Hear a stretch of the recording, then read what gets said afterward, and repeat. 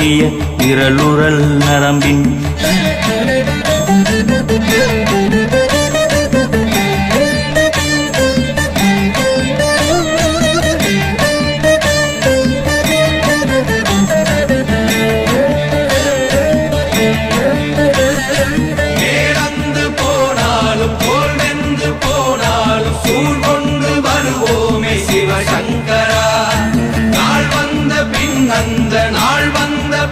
எங்கள் யாழ் கொண்டு வருவோமே சிவசங்கரா.